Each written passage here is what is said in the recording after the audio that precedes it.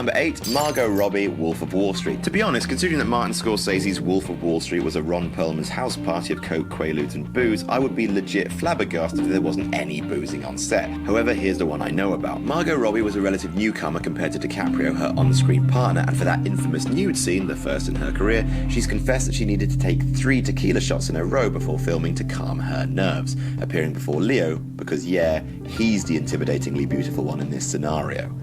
Number 7, Brad Pitt and Ed Norton, Fight Club. Onto another anarchic soapstorm of a movie. Fight Club is what the IMDb trivia page was made for. There are so many weird little facts about making this movie, from offended extras storming off set to the fact that there's a cup of coffee hidden in every scene, to Pitt visiting a dentist to have his front tooth purposefully chipped, to weird fine print that can be found hidden on the DVD. After all of that, it feels like stating the obvious to say that Norton and Pitt got drunk to film a scene in which they were supposed to be drunk. The scene in question is the one where the 2 leads are intoxicated and hitting golf balls off a verge. Fincher apparently saw the 2 men doing it in their downtime, hitting golf balls into a catering truck, and put this scene in the film, getting both actors thoroughly liquored beforehand. Number 6, Natalie Portman and Mila Kunis, Black Swan. Black Swan is a movie about how messed up ballet is, and is also 60 times better than that sounds. As Natalie Portman's life is unraveling, or should I say, swan-raveling, no, I shouldn't. She goes out for a bender with Mila Kunis before Swan taking in some inter-BFF kiss play. The director, Darren Aronofsky, claims that both actors were nervous about shooting the scene, and to prevent this from becoming a Swan-going problem, they split a bottle of tequila between them. Since, Kunis has come out to publicly squash these, in her view, Swan-substantiated rumours, but The Hollywood Reporter claims an on-set source confirms they were Swan-toxicated. That one didn't even work. Number 5, Neve Campbell, Denise Richards and Matt Dillon, Wild Things. Tequila makes an otherwise uncomfortable sexual experience possible, just ask your parents. But unlike Kunis in Black Swan, the actors in Wild Things have no qualms about admitting they had a few shots before filming the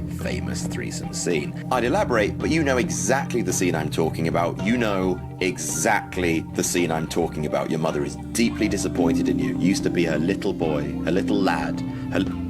I may be projecting here. Moving on. Number 4, Billy Bob Thornton, Bad Santa. Bad Santa is technically a Christmas movie, only as much as a bun filled with Beatles is technically a sandwich. A nasty, greasy, and deeply funny movie about Billy Bob Thornton and all the terrible things. Now, speaking of pieces of I'm kidding, put your keyboards away. Apocalypse Now is a masterpiece, but it nearly destroyed everyone who worked on it. It was plagued with problems, including Martin Sheen having a heart attack and Francis Ford Coppola, most famous for directing Jack, losing 100 pounds during the shoot. 100 pounds in weight, I mean, not money. The film lost way more than that. This film is a $20 million disaster. Why won't anyone believe me?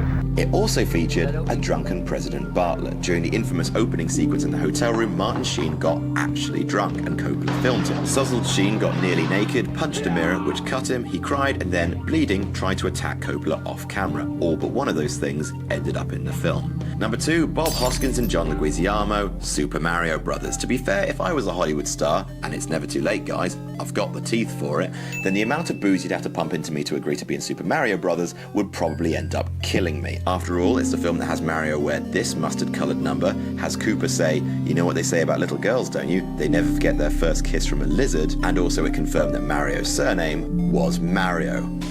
Mario and Luigi Mario. For God's sake. Both Hoskins and Leguizamo soon realised that the movie they were in was going to be a monster turd, around the time when Hoskins broke his finger, was electrocuted, and nearly drowned in on-set accidents. Fun fact, he told The Guardian in an interview that making the film was his worst professional experience. Ha ha ha. Mario. In an attempt to escape the drudgery, Bob and John started drinking heavily between takes, and I can't blame them.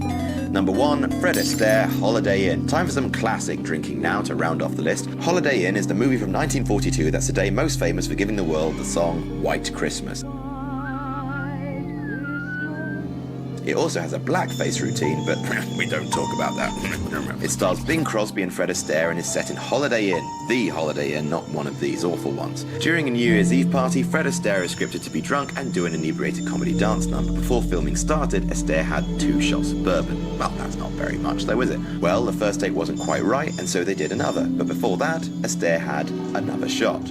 Wasn't quite right again, so they reset, and Astaire had yet another. They ended up filming 7 takes. Poor Fred. Most sobering of all, even with 8 shots of bourbon under his belt, Freddie's still the best dancer